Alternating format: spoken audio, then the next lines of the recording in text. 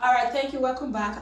We're still in the studio with Betzi, and honestly, if you've been watching, it's been an interesting conversation. My friend told me sometime when I met her like a few years back, and she said she called me a particular name. I can't remember now. She said I'm attracted to people that are intelligent, and I think so. Thanks. I'm attracted to intelligence. Honestly, I am.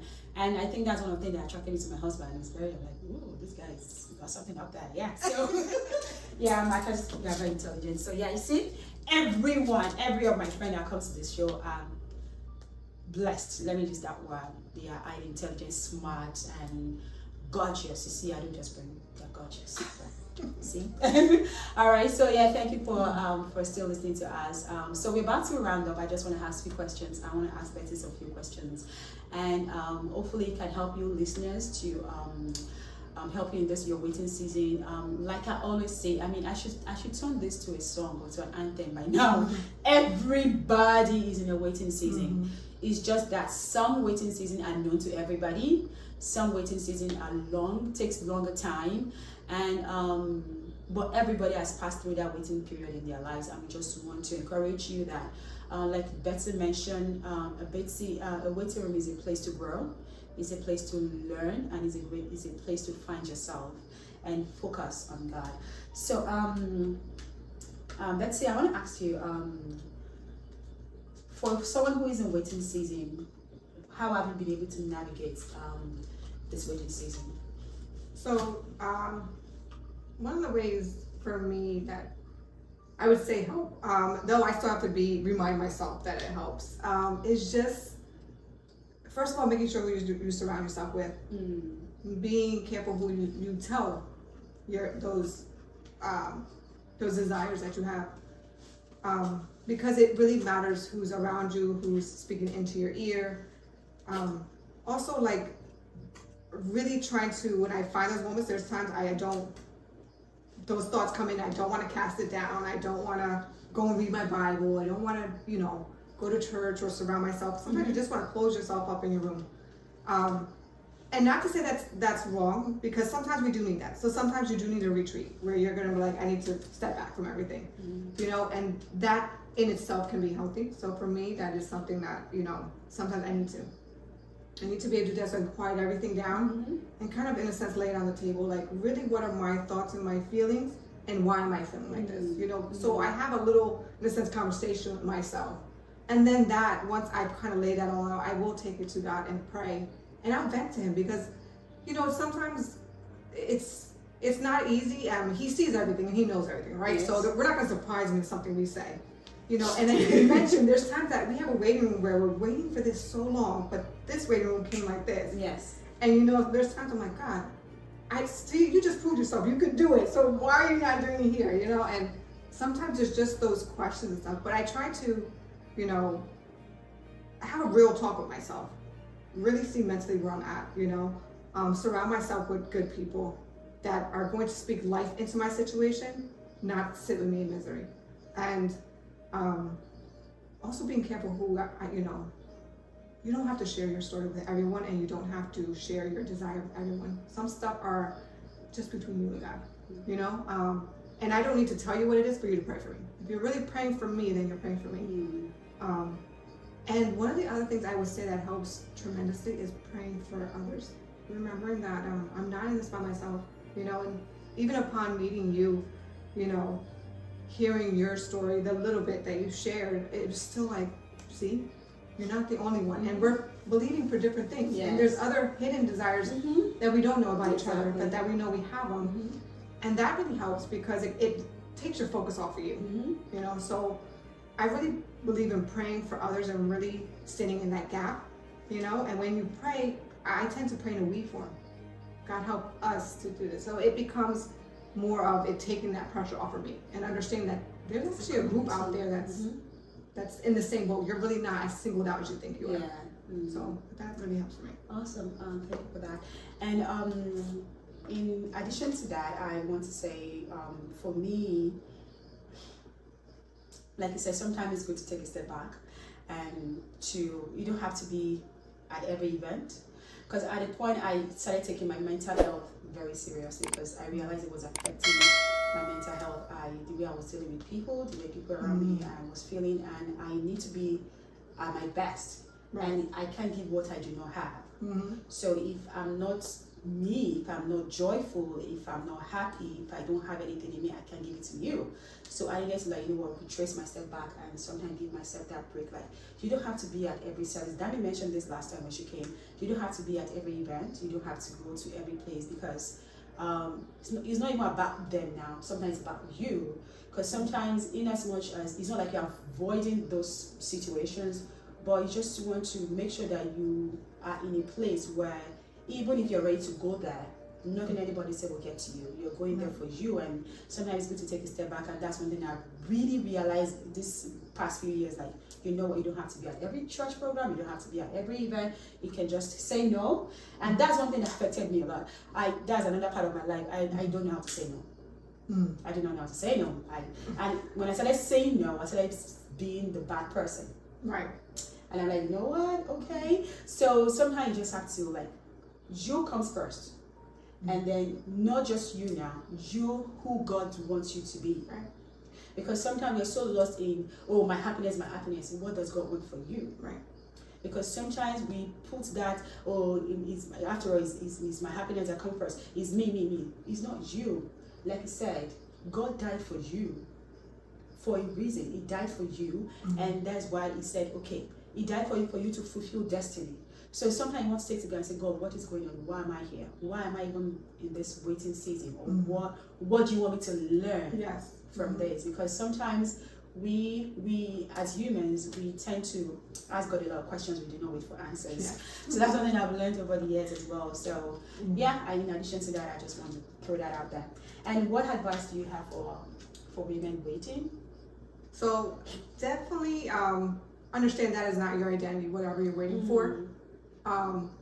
In the waiting, there's this sermon we had heard, and the title was called "Don't Waste Your Pain." So in the midst of it, through the tears, through the the heartache, the trials, be intentional and productive. You're still called to be salt and light, regardless of what season you're in your life, and still God can still use you just because you don't have what you want, and regardless of how people see you. So make sure that your responsibility to your walk with God is to be used by Him. He is your purpose. We don't have a purpose outside of Him. He is our purpose. Our calling is in Him. Our gifts are meant to propel that purpose of His. And so when we lose focus of that, it can really bring us down a very dark path. But if we understand that we are here for Him, I understand what I want, but God, even in spite of what I want and what I don't have, how can I be used by you? Still continue to pour into yourself as far as the word, and fill yourself up. Nobody else is going to do it for you. And the Bible says it's the word that makes us grow. And you know what I mean? You mentioned before, we have to be intentional. We have to be intentional in our walk, and we have to be intentional with not allowing our waiting room to define us. So I definitely encourage that. Watch who you tell it to, because not everybody is going to care for your desire in a sense, what we call that ministry or that baby, as you will, because it wasn't instilled in them. It wasn't planted in them. It's planted in you. So definitely want to say that. Pray for somebody else. Understand that you're not the only one in it. And when you have those moments, God understands those moments when they're dark and you're throwing your temper tantrum. He understands it. So He does. But don't stay there. Get back up and move. And in this time, say, okay, God, I'm still waiting, but what is it here in the waiting that you want me to learn from? What can I use? What can I do? If there's something you want to change, He'll tell you. And I think one of the main things that you just mentioned it, in a sense, we ask God a lot of questions, and it's very foreign to us, I would say, from the Christian aspect of it, or the spiritual aspect. We hear prayer, and so we're always talking, but really create an atmosphere of silence before God, to give Him that place to speak and to show up and to give us that glimpse. Really doing that, because that really just takes moments, and that really means just being silent, whether it's putting on instruments of worship and being silent, before God. sometimes you just need to breathe. Sometimes you just need to cry, and that's all okay. But have your ear tuned, like, I'm gonna hear something. So that is what I give for encouragement. And regardless of what somebody says about you or to you, remember that is not what God says about you. God does not define you by what you do or what you have. He already says you are loved and redeemed and chosen and forgiven and blessed, and you are the apple of my eye. Not when you get this, you are it now. So that's the encouragement I give. I mean, that says it all. I don't even have to say anything to that anymore. She said everything, and she really touched. I mean, yes, I couldn't agree more with everything you said. I mean, I don't have anything to say to that. I mean, that just sums everything up for me. Yeah, that's it for now. I'm ready to say thanks so much, Betzi. I really appreciate you coming to the studio. It means a lot to me. I've learned a lot from you today. Honestly, I learned so much. And I knew she's an intelligent woman, but I never knew this intelligence is pro max. I mean, she's killing it. Thank you again, Betzi. But I want to ask you one question before you go. What is one interesting thing about the Latina culture that you find that you love about your culture? Something that I definitely love about my culture, hands down, is the food and the music. Oh, okay. So our food is very interesting because since I've been specifically going more to a Yoruba church, and being more surrounded with Yoruba people, there's so much that you guys eat that are very similar to us. Really? But it's also not. It shouldn't be a shocker, let's say, to me, because I know that. I'll give a quick history lesson. Okay? So people always think that when somebody says 100% Puerto Rican, that they're just Puerto Rican. Okay. But the reality is, Tainos were the ones found on the island. Oh, okay. And Tainos are Indians. They were a type of Indian found on the island. Okay. And then the Spaniards, because they owned Puerto Rico, brought over most of your Western African people. So the cultures are very mixed. Out of them is where we get Puerto Ricans, because they created a new race, and we called it Puerto Ricans. So the island was actually called Borinquen. Okay. And I refer to myself, and other people, other Puerto Ricans will refer to themselves as Boricua. Oh. So that's where that comes from. We now call ourselves Puerto Rican because when it got taken over by the United States, it became Puerto Rico, and it's a Commonwealth of the United States. So when I say I'm 100% Boricua or I'm 100% Puerto Rican, I'm claiming those three races. Oh, wow. So, but even after the Spaniards left, a lot of our Yoruba and our Ghana people and our Senegal people, they were left behind. And so their culture is very influenced our culture. Oh, wow. So you call it fried plantains, we call it maduros, Okay. You guys call it cassava, and we're like, it's yuca, but it's that's true. influenced in our culture. Your rice and beans, arroz gandules, it's very influenced. Wow. And so when I was eating a lot of food, I'm like, oh, this is similar to ours. Really? Similar to ours. Like, you guys have beef patties, we call them pastelillos, Yeah, we call it meat pie. The meat pie, or like, we even call it empanadas, depending how the outside is made. Oh, wow. So it's very familiar. So I love my food, so I definitely love their food. It's great. And I will say one thing as Latinos, with, Nigerians in general, or even just Africans in general, we definitely eat with our hands. We are definitely people who eat with our hands because we want to enjoy our food. Exactly. We will clean up later, So that and the music. Okay. Unfortunately, sometimes when because there's that part of being separated. So one thing you will find, especially on the island and even in the States, we love our music and we love dancing.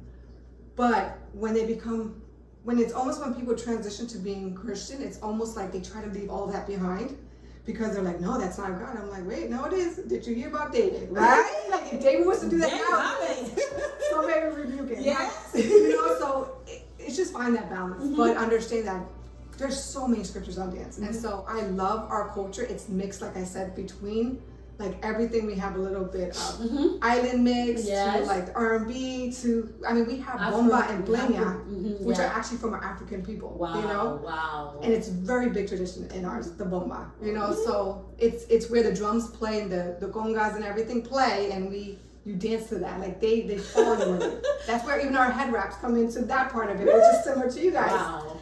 But it's because that culture is influencing us. So Mm-hmm. I think between our music, because it's so diverse, our people and color, we're coming all different shades, and you know. Honestly, the first time I met her, I thought she was white, like Caucasian, like, and then I heard her. Is it acting or somebody told me she's like, I'm like, no. I had to walk up to her like, excuse me. She was like, no, like really? She doesn't give it that first impression though. If you see her, like Betzi doesn't look someone like Latina or something. Right. I thought she was like white, and then she was like, no, I'm not. I'm like, okay, yeah. But another thing that I think attracted me to her was the fact that she loved dancing. And there was time you and Tiffany had that presentation in church. You know, I could see that the slow music is not your thing.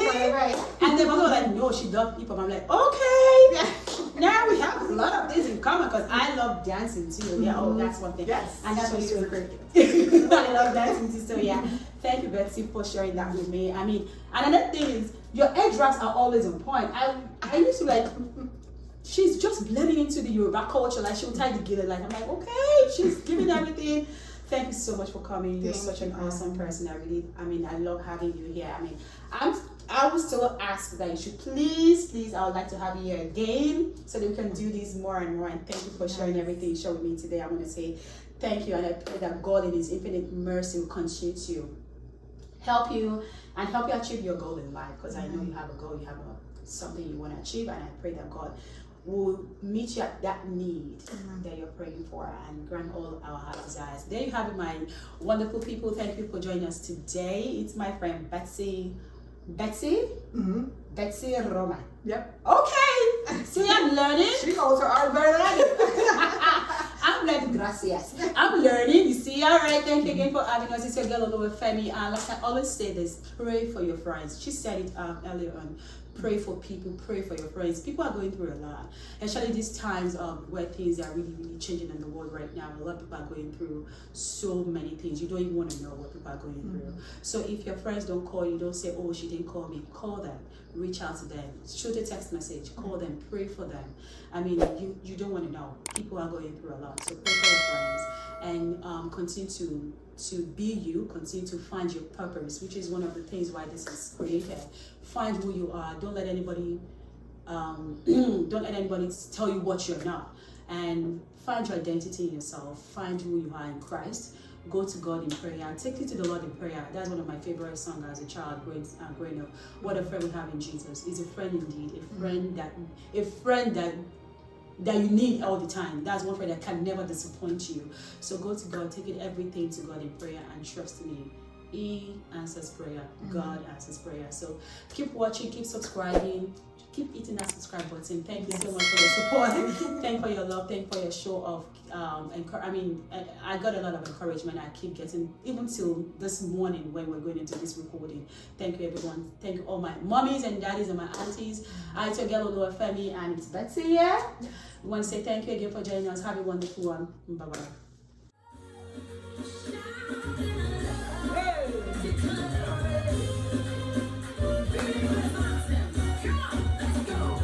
We are a chosen generation. We've been called for to show His excellence. Hey. All I require for life, God has given me, and I know who I am. We are a chosen generation. We're called for to show His excellence. All I require for life, God has given me, for I know who I am. I know who God says I am. Hey, where He says I am, where He says I am. I know who I am. I know who God says I am. What He says I am, where He says I am. I know who I am. I'm walking in power. I'm walking in miracles. I live a life of favor, cause I know who I am. I'm walking in power, I walk in miracles. I live a life of favor, for I know who I am. Hey.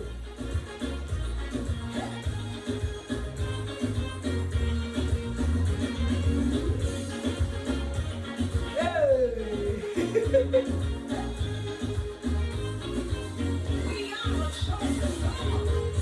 are a chosen generation. We can call for to show His excellence. All I require for life, God has given me. I know who I am. We are a chosen generation.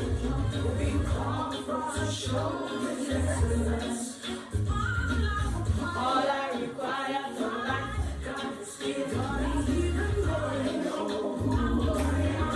I know who God says.